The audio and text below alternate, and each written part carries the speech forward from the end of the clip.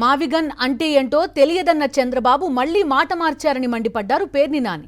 నిజంగా మచిలీపట్నం రాజధానిలో భాగమే అయితే అమరావతి చట్టం చేసినప్పుడు తమ ప్రాంతం పేరు ఎందుకు పెట్టలేదని ప్రశ్నించారాయన. చంద్రబాబు డ్రామాలు ప్రజలకు అర్థమయ్యాయన్నారు. అమరావతి అనేది కేవలం చంద్రబాబు బాగుపడ్డానికే అన్నారాయన. మావిగన్ ఏంటో నాకు తెలియదన్నారు. అదో పర్థం డిక్షనరీలో గూగుల్లో కొట్టినా రాలేదన్నారు, డిక్షనరీలో ఎత్తుకున్నా రాలేదన్నారు. ఇప్పుడేమో మచిలీపట్నం, విజయవాడ, గుంటూరు మేము సిఆర్డీలో ఎప్పుడే పెట్టామన్నారు.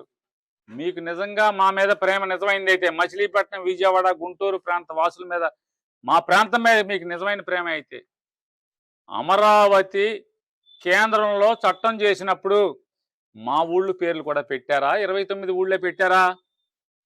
మరి 29 ఊళ్ళు మాత్రమే రాజధాని అని చెప్పి ఎందుకు పెట్టారు? అసెంబ్లీలో క్యాబినెట్లో మీరు తీర్మానం చేసినప్పుడు 23 ఊళ్ళ, అసెంబ్లీలో బిల్లు పాస్ చేసినప్పుడు 23 ఊళ్ళ, లోక్సభలో రాజ్యసభలో బిల్లు పాస్ చేసేప్పుడు 29 గ్రామాల, రాష్ట్రపతి ముద్ర వేసిందేమో 29 గ్రామాలక. మాకేమో మామూలుగా మచిలీపట్నం, విజయవాడ, గుంటూరుకేమో ఇది కూడా రాజధాని అని మీ సొల్లు కబుర్లు చెప్తారు చంద్రబాబు నాయుడు గారు. ఇవాళ మీ జీవితం, మీ డ్రామాలు ఇవాళ ప్రజలందరూ కూడా అర్థమైపోయినాయి. మచిలీపట్నం, విజయవాడ, గుంటూరు, మావిగన్ అనేది అద్భుతమైన ప్రతిపాదన, ఈ రాష్ట్రాన్ని బాగు చేసే ప్రతిపాదన. మీ అమరావతి అమరావతి ప్రతిపాదన, అమరావతి ఏం చేసినా కూడా మీరు బాగుపడతాకి తప్పితే ఈ రాష్ట్రం సర్వనాశనం అవటాకే ఇవాళ అమరావతి అనేది మీరు ఎత్తుకున్నారనేది వాళ్ళందరికీ అర్థమవుతుంది.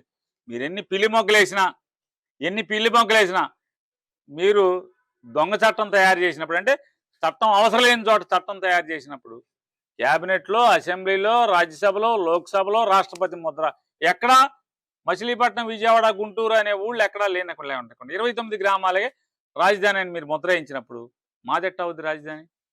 అది మీ రాజధాని. అది